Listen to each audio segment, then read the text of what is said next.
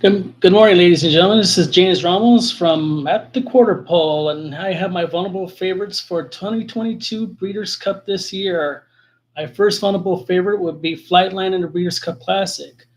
Everybody has him as the number one pick for that race. I could see some vulnerability with that horse after running such a good race in the Pacific Classic. And we're all knowing about the bounce where he might bounce from a real good showing from the last race, or he might regress at this year's Breeders' Cup at the wrong time. He's looking to run at a small field. I would project to maybe about 6 or 7 horses that are going to be running against him on two notables, Olympiad and also American Revolution.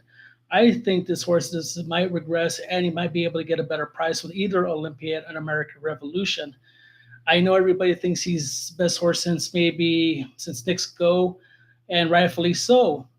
But with the 2 month, if he doesn't get another race under his belt, he'd be a 2 month layoff until the Breeders' Cup, which makes him suspect to lose. Normally, those horses do not run well at a six at 2 months of not racing since the last race.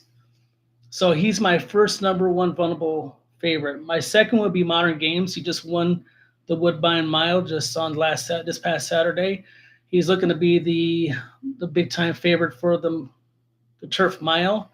And the reason why he's also vulnerable because of the horses he'll be running against. He's going to be running against a lot of top European horses. Normally, horses a lot better than the horse he ran against at Woodbine, which makes him suspect. And normally they draw a pretty big field between 10 and 12 horses.